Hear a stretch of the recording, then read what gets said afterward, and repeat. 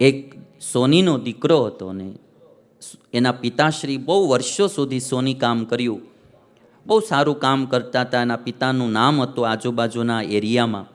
પછી દીકરાએ સોનીની દુકાન સંભાળી, સોની કામ બધું ઘડવાનું, ઘરેણાં બનાવવાનું બધું કામ કરે. અને દીકરો પણ એના પિતા કરતાં પણ પાછું સારું કામ કરવા માંડ્યો. નવી પેઢી, નવી ટેકનોલોજી અપડેટ કરીને કામ શરૂ કર્યું. બધા લોકો વખાણ કરે, ગામના બીજા ત્રીજા, કે આ તો એના બાપ કરતાં પણ સારું કામ કરવા માંડ્યો. પણ એના પિતા છે ને એ વખાણ બહુ ન કરે. એ કાંઈક ને કાંઈક જરાક મિસ્ટેક રહી ગઈ હોય, કે જો આ એટલું મિસ્ટેક રહી ગઈ, આ થોડુંક ધ્યાન રાખજે, આ થોડુંક હજી આમાં ધ્યાન દેજે. એક દિવસ એનો છોકરો પપ્પા ઉપર ખીજાણો કે આખું ગામ મારા વખાણ કરે ને તમે કોઈ દી વખાણ તો નહીં કરવાના ને કીધા જ કરો કે આ ખામી રહી ગઈ, આ ખામી રહી ગઈ. એના પિતા કે બેટા, કાલથી હવે હું તારા વખાણ કરીશ, પણ હવે તારી પ્રગતિ થાહે.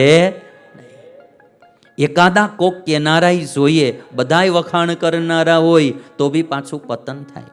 એટલે એક શેર તમને સંભળાવું, કોઈએ બહુ સરસ કીધો કે કદી ન પહોંચી શક્યા એ બિચારા મંજિલ પર, કદી ન પહોંચી શક્યા એ બિચારા મંજિલ પર, સફરમાં જેના ઉપર ચાલ્યા રાહુના જાદુ.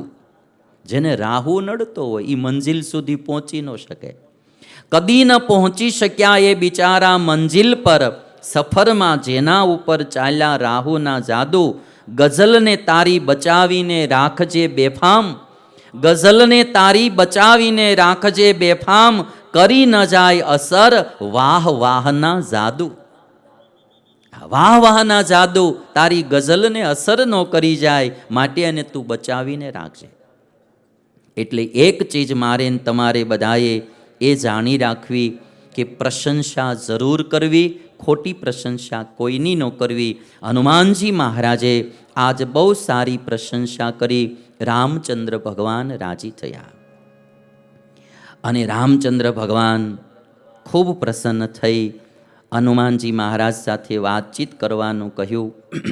હનુમાનજી મહારાજ સાથે લક્ષ્મણ વાતચીત કરવા લાગ્યા. લક્ષ્મણે રામનો પરિચય, સંપૂર્ણ પરિચય આપ્યો છે. અને પછી લક્ષ્મણજી કહે છે કે આ રામ અયોધ્યાના રાજા થવાના હતા, આ રીતે વનમાં આવવું પડ્યું. રામની બધી વાત જ્યારે કરી એટલે હનુમાનજીને યાદ આવી ગયું. કારણ કે બધા દેવતાઓ હતા, ખબર જ હતી કે રામના કાર્ય માટે અમારે જવાનું છે. તો હનુમાનજીને ખ્યાલ આવી ગયો કે જે ભગવાન પ્રગટ થવાના હતા એ જ ભગવાન આ રામ છે. અને રામનો સંપૂર્ણ પરિચય જાણી, રામને ભગવાન જાણી હનુમાનજી મહારાજ ભાવ વિભોર બની ગયા. અને ભાવ વિભોર બની આમ મોઢામાંથી વાણી નથી આવતી, શરીર આખું પુલકિત થઈ ગયું. રૂવાડા બધા હનુમાનજીના બેઠા થઈ ગયા. રામ મળ્યા ને ત્યારે રૂવાડા બેઠા થઈ ગયા, આંખમાં પ્રેમના અશ્રુ આવી ગયા અને આખું શરીર એનું ભાવ વિભોર બની ગયું. હનુમાનજી આનંદમાં ડૂબી ગયા છે. એક ભક્ત હૃદય, એક ભાવ ભીનું હૃદય કેવું કામ કરી તમે જો. પ્રભુ પહેચાની પરેવું ગહી ચરના, સો સુખ ઉમા જાય નહીં બરના, પુલકિત તન મુખ આવન બચના, દેખત રુચિર બેશ કે રચના. રામચંદ્ર ભગવાનનો વનવાસી વેશ જોઈ હનુમાનજી એક નજરે જોતા રહ્યા. આખું શરીર ભાવ વિભોર બની ગયું છે. શંકર દાદા પાર્વતીને કથા સંભળાવતા એમ કે હે પાર્વતી, એ સમયે છે હનુમાનજીને રામમાં પ્રીતિ જાગી, એનું વર્ણન કોઈથી થઈ શકે એમ નથી. અમુક ભાવની વાત, અમુક પ્રેમની વાત એ કહી શકાતી નથી, એ કેવલ અનુભવી જ શકાતી હોય છે. હનુમાનજી મહારાજ એવા ભાવ વિભોર થઈ અને હનુમાનજી મહારાજ રામચંદ્ર ભગવાન આગળ નાચવા લાગ્યા છે, ગાવા લાગ્યા છે, ભાવ વિભોર બની ગયા છે. અને આજ હનુમાનજી મહારાજ છમ છમ પગમાં ઘૂંઘરું બાંધી રામની આગળ નાચવા લાગ્યા છે.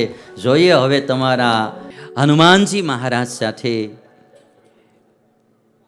લક્ષ્મણજીએ વાત કરી છે. હનુમાનજી મહારાજ કહે છે કે હે પ્રભુ, હું તો બહુ લાંબુ કંઈ જાણતો નથી. હનુમાનજી મહારાજ કહે છે કે માને, છોકરાને એનો આધાર એની માં છે, એમ સેવકને એનો આધાર એના સ્વામી છે. જદપિનાથ બહુ અવગુણ મોરે, જદપિનાથ બહુ અવગુણ મોરે, સેવક પ્રભુ હિ પરે જની ભોરે, નાથ જીવ તવ માયા મોહા, સો નિસ્તરઈ તુમારે હી છોહા. હનુમાનજી મહારાજ રામને કહે છે કે મારામાં તો ઘણા બધા અવગુણો છે, પણ હે પ્રભુ, તમે તો સમર્થ છો, તમે ક્યારેય સેવકને ભૂલતા નથી.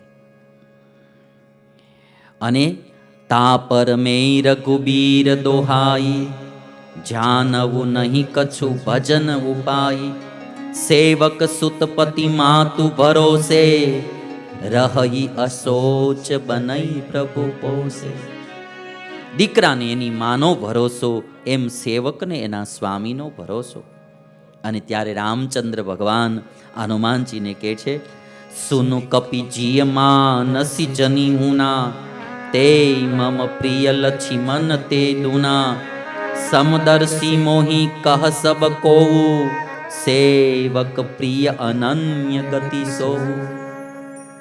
હનુમાનજીને કહે છે રામ કે હનુમાનજી, તમે જે મનમાં ઓછું ન લાવો, તમે મને લક્ષ્મણ કરતાં પણ બમણા વધારે વાલા છો. મને લક્ષ્મણ કરતાં પણ તમે 2 ગણા વધારે વાલા છો.